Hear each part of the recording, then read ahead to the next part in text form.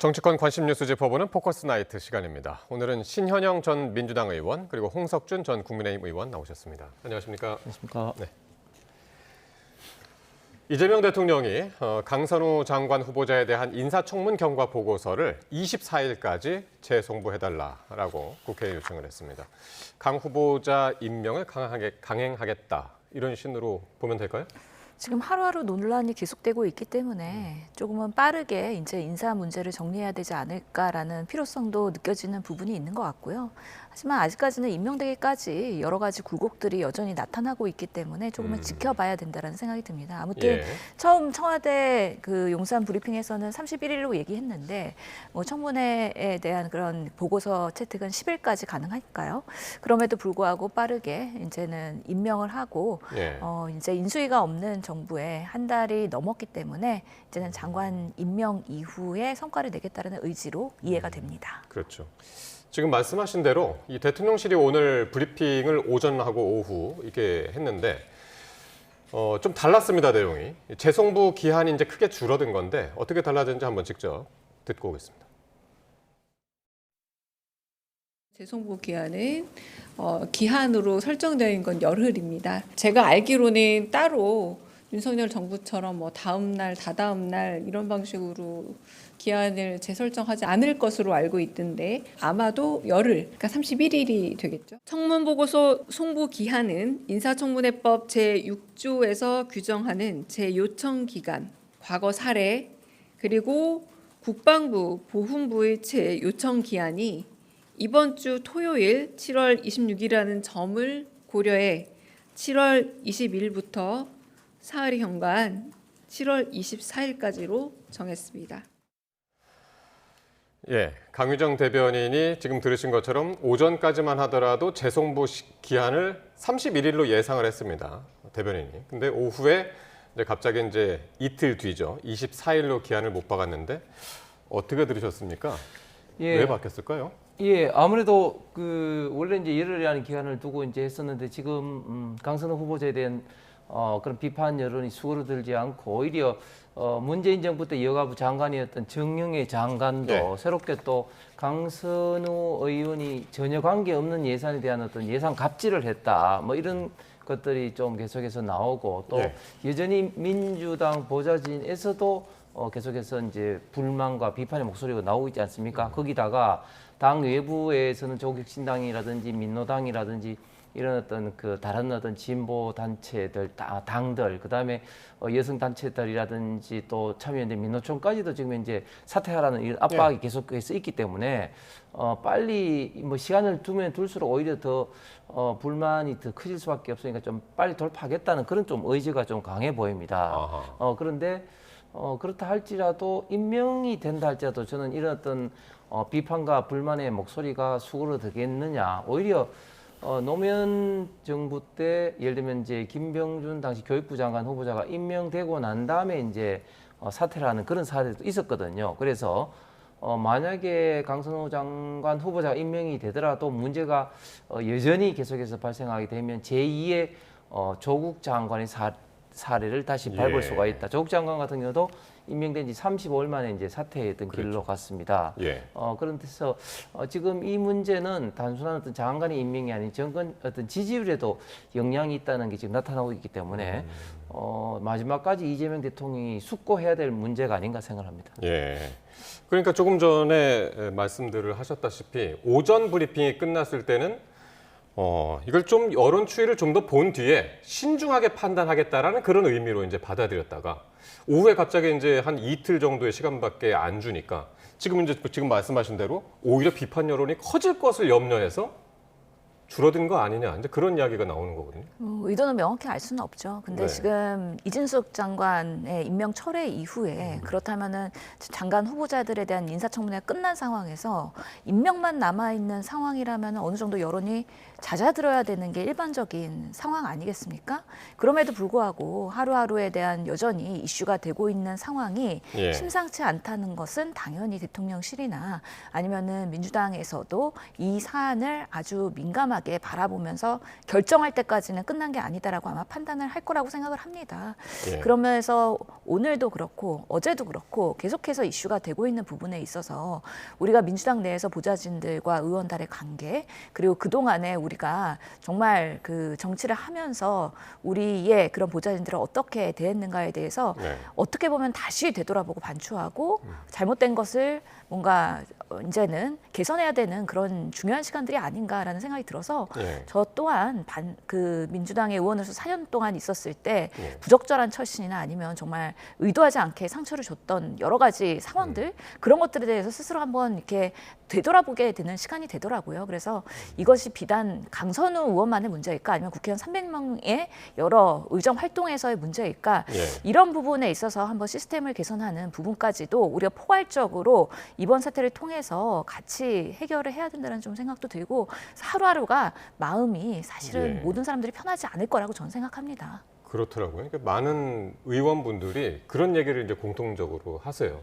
평소에 이제 가깝게, 너무나 가깝게 있어서 몰랐던 그런 이제 보좌진들과의 어떤 관계 이런 부분을 다시 되짚어보는 그런 분들이 이제 상당히 많던데, 근데 이제 청문 보고서 채택 여부가 또 이제 관심인데 재송부 하라고 했으니까요. 이제 해야 되는데 여가부 위원장이 지금 국민의힘 소속이잖아요. 네, 이인선 의원. 예, 어떻게 될까요? 채택이 될까요? 채택이 당연히 안 되겠죠. 예. 뭐 이 부분에 대해서 채택을 할 수가 없는 입장이고, 지금 뭐 제가 볼 때는 국민 여론이 강선우 후보자는 안 된다는 것이 절대 다수가 아닌가 생각을 합니다. 그렇기 때문에 뭐 국민의힘 소속의 뭐 상임위원장이라서 뭐 그런 것이 아니라 저는 당연히 채택이 굉장히 좀 어려울 거라 그렇게 좀 생각이 들고, 저 같은 케이스는 21대 의원 시절에 한 명도 제가 나가라 하고 이야기를 한 사람이 없습니다. 오히려 이제 예를 들어서 7급에서 5급으로 예. 승진해서 나간다든지 CO인들이라든지 그런 어떤 케이스는 있습니다만, 그러나 많은 국회의원들도 어떤 그 동지적 관계를 맺고 국회 보좌관, 비서관들하고 저는 관계를 맺었다고 생각을 합니다. 그런데 예. 그 중에 이제 일부가 강선우 후보자 같은 그런 어떤 케이스들이 있는데, 제가 볼 때는 강선우 후보자는 갑질이 너무 해도 너무 심하다 그런 어떤 생각도 들기 때문에, 특히 당하는 보좌관, 비서관 입장에서는 어떻겠습니까? 정말 씻을 수 없는 그런 어떤 마음에 큰 상처를 남겼고, 이런 것들이 민주당 어떤 보좌진 협의, 민보협 그 이제 단톡방에서 계속 나오고 있기 때문에 이런 것들을 그냥 넘어가게 된다면은 민주당 보좌진들한테 주는 마음의 상처도 굉장히 예. 클 것으로 생각이 됩니다. 왜냐하면 예. 본인들은 굉장히 어떤 대한민국을 위해서 의원들을 대신해서 어떤 그 여러 가지 숨어서 역할을 한다는 어떤 자부심을 갖고 일하고 있는데, 이런 식으로 국민들에게 비대 어떤 수리라든지 쓰레기 어떤 분리수거한 사람으로 비춰지는 그런 것들이 어떤 지금까지 갖고 온 어떤 자긍심에 큰 상처를 저는 입지 않을까 생각을 합니다. 예. 바로 그 부분에 대해서 이제 또 이야기를 하려고 그러는데요. 이제 많은 의원 출신 분들 이렇게, 아니면 이제 지금 현역 의원이신 분들이 다시 한번 그런 관계를 되짚어보는 시간이다, 반성하는 시간이기도 하고 이런 분위기인데, 민주당의 문진석 원내 수석 부대표가요, 강선호 후보자를 두둔하면서 했던 발언이 지금 문제가 되고 있습니다. 어떤 내용인지 한번 직접 한번 들어보겠습니다. 직장이란 개념보다는 사실 예. 직장이란 개념도 있지만요. 예. 보좌진과 의원은 동지적 관점도 있거든요. 너무 이제 가까운 사이다 보니까 국회의원들도 뭐 가끔 사적인 심부름을 아무 꺼리낌 없이 시키는 경우도 있을 겁니다. 어떤 자발적인 마음을 가지고 하는 보좌진도 있거든요. 나는 예. 의원이 좋다, 뭐 내가 여기 직장이라 생각 안 하고 우리 의원과 동지적 관계다 이렇게 생각하는 보좌진도 있다. 네. 지금 뭐 아주 짧게 들으셨습니다만 오늘 인터뷰가 한 20분이었고 이 문제의 발언이 이어진 게 상당 부분이 됐습니다. 근데 지금 이제 일단 요약해서 말씀드리면, 보좌진과 의원 사이의 갑질은 일반적인 직장 내에서의 갑질과는 다르다, 이런 취지였거든요. 어떻게 그렇죠. 들으셨나요? 그러니까 직장에서의 상하 관계와 그 의원실 내에서의 보좌진과 의원의 관계는 좀 다를 수 있다라는 얘기를 하고 싶으셨던 것 같아요. 네. 실제로 민주당에서는 예전에 그 민주화 운동 하시던 운동관 분들이 많이 들어오면서 사실은 보좌진이든 의원이든 그런 동지적 관계가 많았었죠. 그리고 보좌진 하다가 또 의원이 되기도 하고 예. 그러기 때문에 누가 먼저 할 것이냐 막 이런 얘기들까지 있었을 거라고 예상은 됩니다. 그래서 저거는 예전에는 맞았던 사실일 수는 있어요. 근데 지금의 강선우 의원의 그런 이슈에 대해서 이 설명이 과연 국민들한테 받아들여질 수 있을 것이냐는 또 다른 얘기라고 생각을 하거든요. 시간이 많이 흘렀고 이제는 의원들도 많이 젊어지고 있고 보좌진들도 젊어지기 때문에 일부의 보좌진의 그런 직장은 또 직장일 수가 있는 것이기 때문에 예. 임용하는 의원들은 또 당연히 상사로서의 그런 권력자일 수밖에 없다. 그런 면에서 지금의 시대에서는 저 설명이 100% 맞지는 않는다고 봅니다. 그렇기 네. 때문에 우리 당 내부에서도 이소영 의원 등 저 설명은 좀 부적절한 거 아니냐에 다른 의견을 내기도 한 것이고요. 네. 그렇기 때문에 지금의 이런 사실은 갑질 논란이라고 되면은 해명하면 해명할수록 블랙홀에 빠지기 쉽거든요. 참 어려운 구조적인 한계가 있기 때문에 예. 명확하게 잘못을 인정하고 다음부터는 그러지 않겠다. 그리고 앞으로의 그런 장관으로서의 역할에서는 내가 제대로 한번 해보겠다라는 국민들한테 정말 진솔한 모습으로 다가가지 않는다 그러면 예. 그 어떤 설명도 사실은 오히려 더 이슈를 극대화하는 데 하나의 시발점이 되는 거 아닌가 하는 생각이 들어서 예. 지금 하루하루가 계속 논란이 지속되는 거는 참으로 불편한 일이고요. 하루 빨리 좀 정리가 됐으면 좋겠다라는 생각도 있습니다. 정말 솔직한 심정을 지금 말씀하시는 것 같은데 이런 동지적인 관계다 이렇게 이야기를 했더니 국민의힘 주진우 의원이 동지인 보좌진의 음식물 쓰레기를 의원이 버려주고 변기를 수리해줬다면 그러니까 이 강선호 의원이 본인도 그렇게 했다면 뭐 인정하겠다 그렇게 이제 이야기를 했습니다. 그러니까 문진석 의원이 강선호 후보자를 좀 디펜스하려다가 오히려 더 불을 지르는 그런 어떤 효과가 생기는 거죠. 네.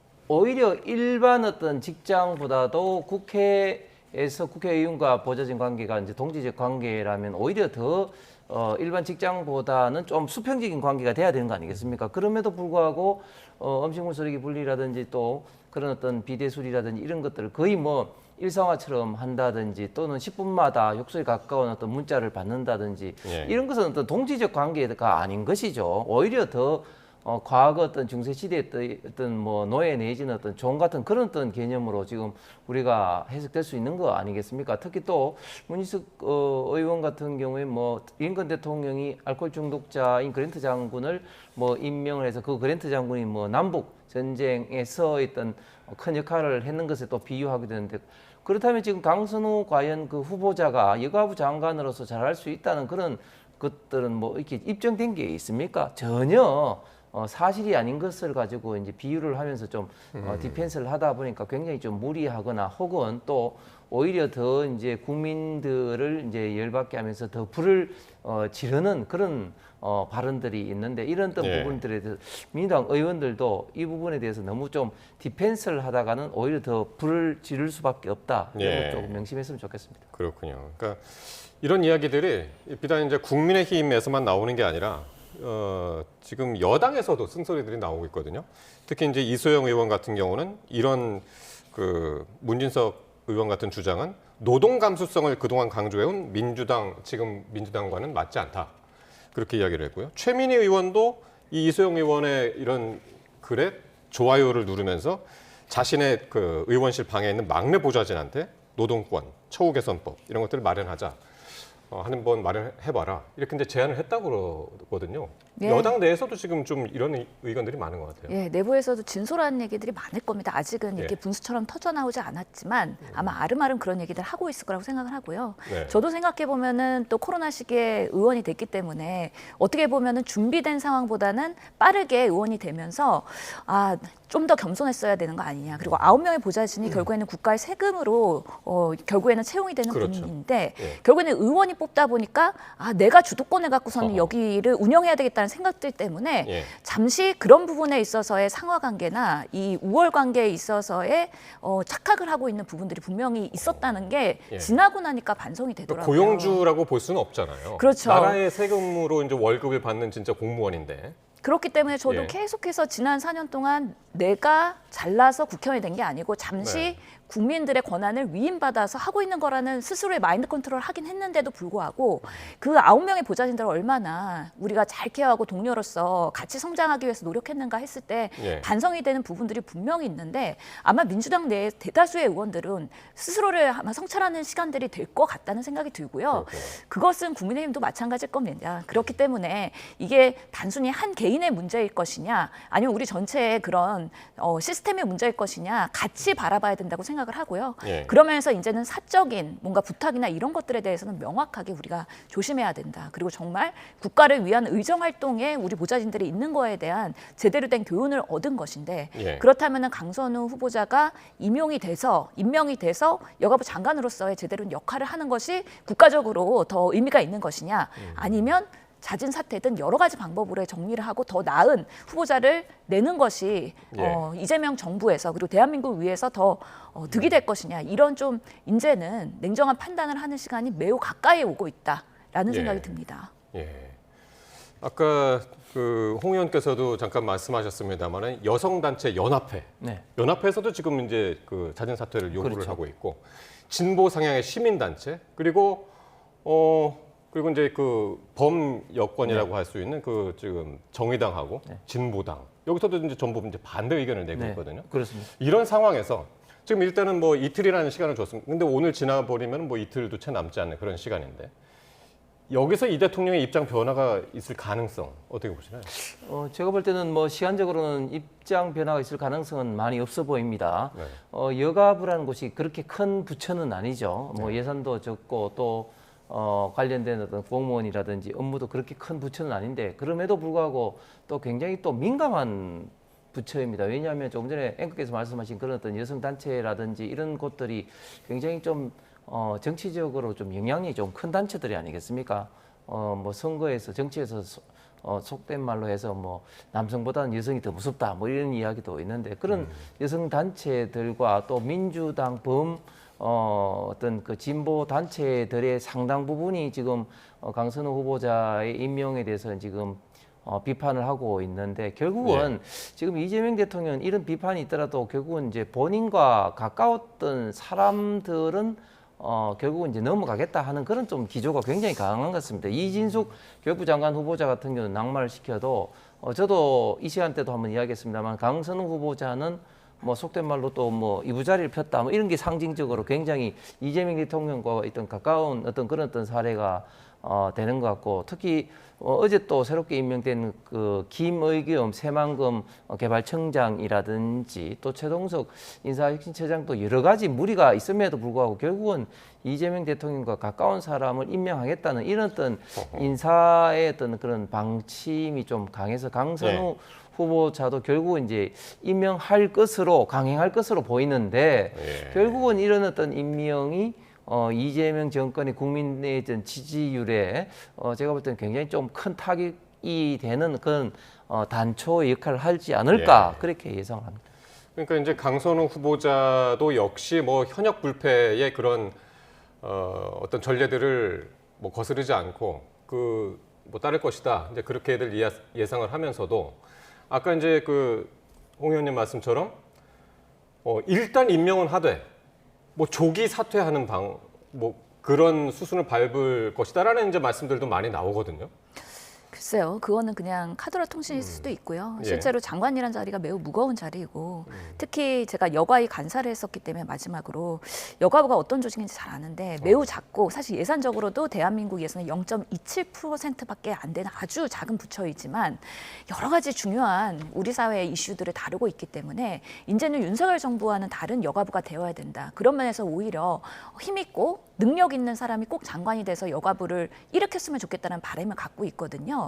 그런 면에서 제대로 된 사람을 임명해서 제대로 이 여가부를 살리지 않으면 대한민국의 젠더 이슈들 그리고 양성평등 이슈들 그뿐만 아니라 우리 가족과 돌봄과 뭐 한가족과 우리 그리고 청소년들의 문제 여러 가지의 중요한 이슈들이 계속해서 뒤로 밀리고 있어요. 특히 저출산 우리 시대에서 할 수 있는 일이 많고 해야 될 일이 많은데 여가부가 그동안에 사실은 제대로 기능을 못했죠. 근데 매우 중요하다는 건 우리 잼버리 때 참사 때 알지 않았습니까? 않았습니까? 여가부가 제대로 작동을 안 하니까 예. 장관이 제대로 작동을 안 하니까 잼버리가 예. 완전히 국가 망신으로 가는 그런 우리가 경험을 했었기 때문에 제대로 된 후보 그리고 능력 있는 장관이 역할을 하는 것이 가장 이재명 정부에서도 좋다. 그런 네. 면에서 아직까지는 모든 가능성이 저는 열려 있다고 생각을 하고요. 강선우 후보가 또 장관이 될 수도 있겠지만 또 하루하루가 또 이슈가 달라지기 때문에 예. 저희 정치는 생물이고 내일은 저희는 모르는 거라고 생각을 합니다. 예. 그렇기 때문에 그런 냉철한 판단 그리고 합리적이고 객관적인 판단을 대통령실도 끝까지 고민할 거다. 저는 그렇게 생각을 합니다. 그러니까 예산이 크든 적든 뭐 하나 뭐 중요하지 않은 그런 이제 부처가 없죠. 그래서 이제 여야를 막론하고 모두 이제 한 목소리를 내고 있는 것 같은데 이런 가운데 이 계엄 옹호 발언 등으로 논란이 불거졌던 강준욱 대통령실 국민통합비서관이요 결국 자진 사퇴를 했습니다. 어떤 부분이 가장 문제가 됐었다고 보세요? 아무래도 이제 계엄 옹호라든지 이런 것들이 이제 책에 이제 출간되고 그런 어떤 역사관 내지는 그런 것들이 야당 지금 현재 그 우리 여당으로부터 그리고 진보 단체들부터 네. 집중적으로 좀 비판을 받았기 때문에 자진 사퇴 형식으로 이제 물러나는 것 같습니다. 근데 이 부분에 대해서 저는 두 가지 문제가 있다고 보는 게 첫 번째는 검증 과정에서 그럼 저런 어떤 야만의 민주주의라든지 저런 강준욱 전 비서관의 책이라든지 그런 것들을 몰랐냐? 네. 제가 봤을 때는 그 정도는 당연히 이제 그 스크린을 했지 않습니까? 그런데도 불구하고 임명됐다는 것은 어쨌든 검증 과정에서 결국 이제 좀 큰 문제가 노출됐던 것이고, 그 다음에 검증에서 그렇게 이제 통과를 했는데도 불구하고 불과 며칠 사이에 또 일부에서 또 비판이 있다고 해가지고 또 낙마가 되는 이런 어떤 과정이 그런 인사 시스템에 있어서 굉장히 좀 대통령실 아직까지도 굉장히 좀 혼란스럽다. 예. 이런 인식을 이제 국민들에게 좀 줄 수밖에 없는 것 같습니다. 물론 예. 이 국민통합비서관이라는 자리가 보수 인사를 하겠다는 그런 어떤 취지 자체는 저는 굉장히 좀 좋다고 봅니다. 그러면 제대로 된 사람을 검증을 해서 해야 되는데 예. 검증도 문제가 되고 또 임명되자마자 또 며칠 있다가 이렇게 사퇴를 한다는 것은 굉장히 인사 시스템에 아직까지도 큰 문제가 있어 보입니다. 네. 임명의 취지는 좋았으나 이제 인사 시스템에 문제가 있었다. 걸러내지 못한 부분. 그러면서 또 어떤 얘기가 나오냐면요. 이 강준욱 비서관이 사퇴하면서 강선우 후보자 인사 논란을 마무리하려고 하는 것이 아니냐. 좀 전에 이제 그 이진숙 교육부 장관 후보자 역시 지명 철회를 하면서 이런 얘기가 한번 나왔었거든요. 강준욱 그 비서관 역시 이제 마찬가지 역할을 하는 것이 아니냐. 이런 부분에 대해서 어떻게 생각하세요? 뭐 같은 강 씨지만 그것을 국민들이 가름하게는 생각하지 않을 거라고 생각을 합니다. 그래서 강준욱 비서관 이슈는 뉴라이트 역사관을 갖고 있고 사실은 뭐 여러 가지 면에서의 뭐 민주주의를 부정하고 일본의 식민사관에 대한 부분에 있어서도 네. 근본적으로 보수가 아니라 극우 인사였기 때문에 그러면 우리가 이 통합을 위해서 극우를 모셔야 되는가 이 부분에 있어서는 국민들도 인정할 수 없고 특히나 네. 내란에 대한 여러 가지 그런 비상계엄에 대한 부분이 있어서도 예. 지금 내란에 대한 특검이 일어나고 있고 내란 세력에 대한 뭔가 축출이 필요한 상황에서의 부적절함이라고 보이고요. 강선우 의원은 사실은 우리 민주당 인사이고요. 그리고 우리 당 내에서 성장해온 사람으로서 이분의 지금 이 갑질 의혹에 대해서 어디까지 우리 당이 어떤 냉철한 판단을 할 것이냐에 대한 부분이기 때문에 예. 사실은 내부의 그런 이슈들이 더 뼈아픈 건 사실입니다. 예. 그래서 강준욱 비서관의 그런 이슈로 이것을 가름할 수는 없을 것이고 예. 이제 남은 임명 그 동의안 그 시한까지 우리 당과 대통령실 조금 더 이 사안에 대한 국민 눈높이에서의 냉철한 판단 그리고 합리적인 판단 그것이 무엇이냐에 대해서 계속해서 고민하는 시간이 될 거다라는 생각이 듭니다. 예. 강준욱 비서관의 이제 후임 역시 이제 보수 인사로 준비하겠다 이렇게 했으니까요. 또 어떤 인사가 임명이 될지 지켜봐야 될 것 같고요. 자, 국민의힘 이야기인데요. 국민의힘 전당대회가 이제 꼭 한 달 남았습니다. 8월 22일이니까요. 출마할 만한 이제 사람은 한동훈 전 대표 빼고 이제 거의 다 한 것 같은데요. 지난 탄핵 국면에서는 이랬죠. 이 친탄 대 반탄 이런 구도였는데 이번에는 친길 대 반길 이렇게 나누었다는 이제 분석이 나옵니다. 여기서 친길 뭐 길이 이제 전한길 씨 얘기인데 네. 예, 어떻게 보시나요? 그래서 저는 이런 프레임 자체가 굉장히 국민의힘의 현 상황이 안 좋고 좀 어렵게 보이는 그런 어떤 상징적인 예라고 봅니다. 왜냐하면 전한길 씨가 물론 이제 우파 보수의 어떤 빅스피커는 맞지만 그러나 전한길 씨를 기준으로 해서 친길, 반길로 이렇게 구분한 자체가 그러면 전한길 씨의 어떤 존재 자체가 당대표 선거에 있어서도 굉장히 결정적인 영향을 미친다는 예. 그런 어떤 전제가 깔려 있는데 예. 전혀 그렇지가 않거든요.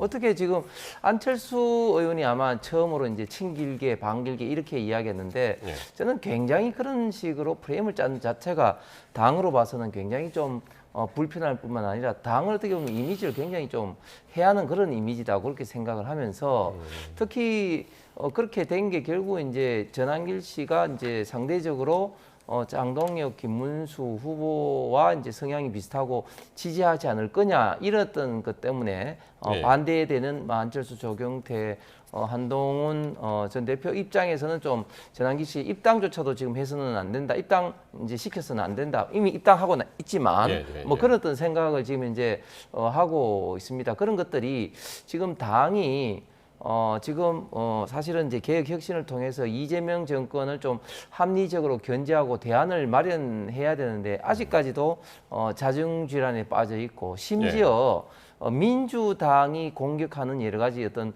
거구라든지 이런 어떤 프레임을 여과 없이 지금 당 내에서 그런 식으로 상대방에 대해서 공격을 하고 있단 말이죠. 이런 것들이 저는 굉장히 지금 당이 이제 위기에 빠져 있고 문제라는 단적인 예라고 생각하고 이번 전당대회 때는 좀 그런 어떤 잘못된 프레임에서 스스로가 지금 당이 지금 빠져들지 말고 빨리 좀 헤쳐 나오는 그런 어떤 전당대회가 됐으면 좋겠습니다. 네, 그러니까 친길, 반길 이렇게 말씀드리니까 이제 너무 전한길 씨의 이제 존재감을 부각시키는 것이 아니냐 그렇게 말씀하셨는데 어쨌든 전한길 씨는 지금 윤석열 전 대통령하고 같이 간다는 후보를 무조건 지지할 것이다. 라면서 이번 전당대회 때 이제 영향력을 행사할 것을 공식적으로 이제 이야기를 하고 있단 말이에요. 네. 예. 다행히 지금 출마할 자격은 안 되는 것 같습니다. 3개월 당비 납부해야 되는데 지금 네. 그 자격은 안 된다는 6월 거잖아요. 5일 날 입당을 했죠. 예, 그래서 한 지금 2개월 정도밖에 안 된다고 해요. 그렇죠. 전당대회 입장에서는.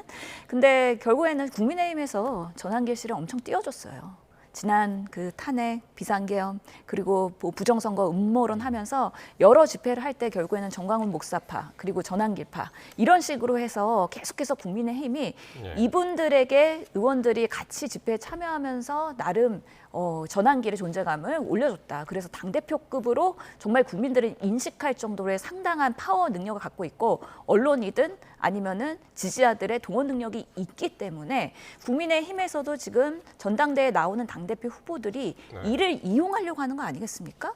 그리고 계속해서 행사를 하는 데 있어서 뭐 나경원, 윤상현, 장동혁 이런 의원들도 계속 판을 깔아줘요. 거기에 전한길 씨가 와서 마이크를 잡아요. 그러면서 나 윤 어게인 할 거야. 이런 것들이 계속해서 극대화되고 있기 때문에 전당대회 8월 22일까지 계속 전한길 씨의 존재감은 커질 수밖에 없다. 실제로 10만을 끌고 왔는지 안 끌고 왔는지는 모르겠어요.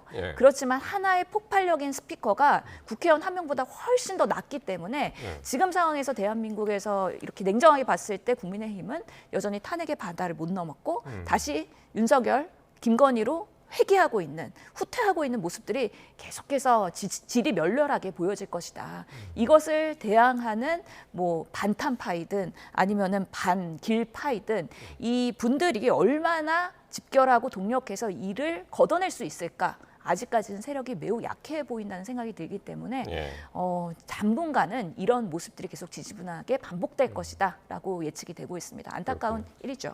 예. 서울시당 윤리위가 이르면 이번 주에 이제 소집된다고 그럽니다. 전한길 씨의 최근 언행이 당헌 당규에 위배됐는가 그 여부를 이제 검토하기 위해서라는데 어떻게 예상을 하세요?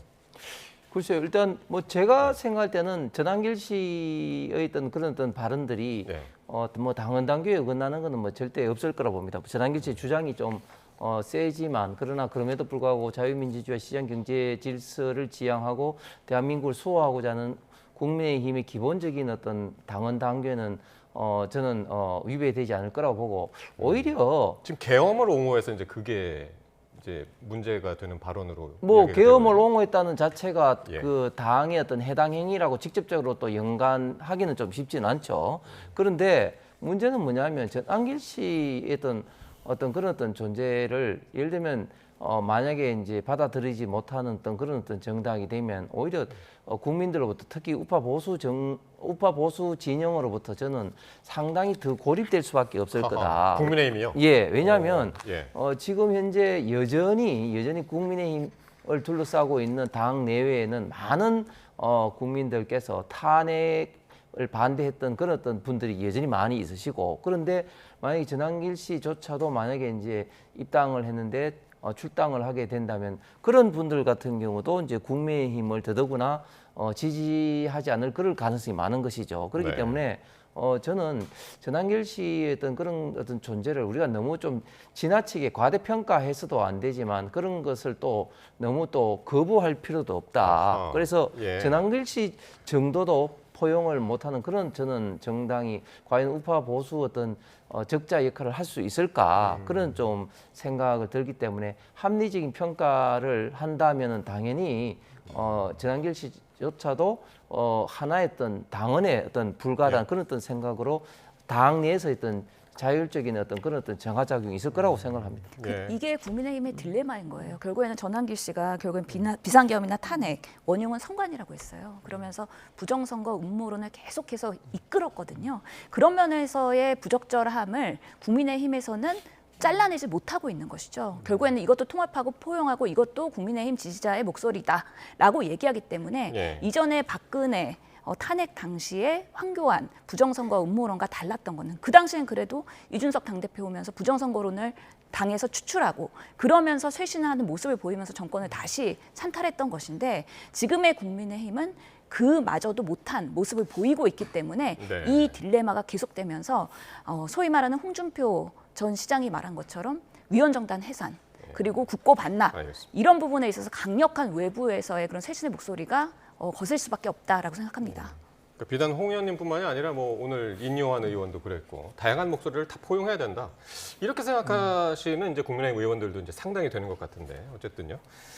자, 이런 가운데 윤석열 전 대통령이 어젯밤에 갑자기 입장문을 냈습니다. 어떤 얘기가 들어있었냐면요. 말도 안 되는 정치 탄압은 나 하나로 족하다. 그리고 정당한 명령을 따랐던 많은 군인과 공직자들이 고초를 겪고 있다라고 주장을 했고 오늘 특검은 뭐 이거 반박할 거리도 안 된다. 이렇게 이야기를 했습니다. 어떻게 들으셨나요? 짧게 좀 한번 들어보죠. 예, 저는 3대 특검이 굉장히 좀 과잉 수사를 하고 있다 봅니다. 물론 뭐 진실은 밝혀야 되겠죠. 그럼에도 불구하고 지금 최해병 특검에서 우리 대한민국의 가장 대표적인 목사님들인 순복음교회 이영훈 목사라든지 그리고 국덕방송 이사장 김장한 목사의 사택이라든지 교회를 압수수색하기도 했습니다. 그리고 지금 그 관련된 많은 어떤 군 장성들 들어온 김영대 사령관 또 그 김기현 해병대 사령관 등을 어떤 구속영장을 했는데 법원에서 영장 기각을 했습니다만은 많은 어떤 군 장성들도 지금 이제 수사를 하면서 이런 부분이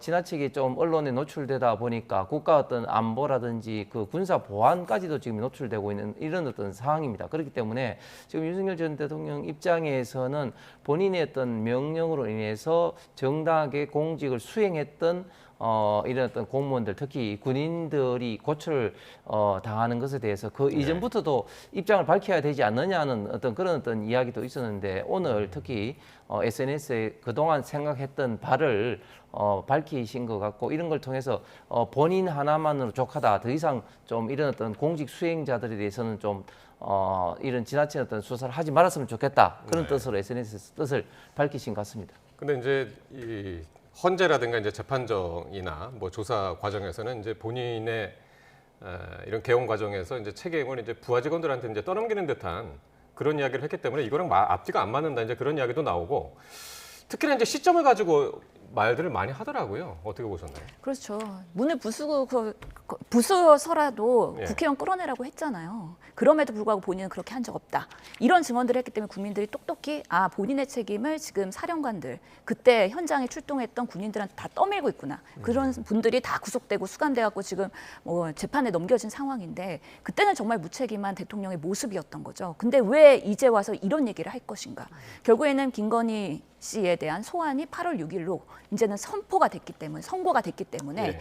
이제 어제 나 불렀죠. 하나로도 어제 날짜를 잡았죠. 나 특검이. 하나로 족하다. 김건희는 건드리지 말아라. 결국에는 그 배우자에 대한 끝까지 집착과 사랑이라고 보이는데 이게 매우 이기적이고 국가를 이렇게까지 망쳐가면서도 결국에는 나 하나 살자고 이렇게 옥중에서 메시지 내는 거에 대해서 국민들이 매우 분노하실 거다. 그렇기 때문에 본인이 위법한 부분에 대해서 명확하게 정죄를 받는 거에 대해서 정치 탄압이라고 한다 그러면 공감할 국민들은 없으실 거라고 생각합니다. 알겠습니다. 오늘 두 분 말씀은 여기까지 듣도록 하겠습니다. 지금까지 신현영 전 민주당 의원 그리고 홍석준 전 국민의힘 의원과 함께했습니다. 말씀 고맙습니다.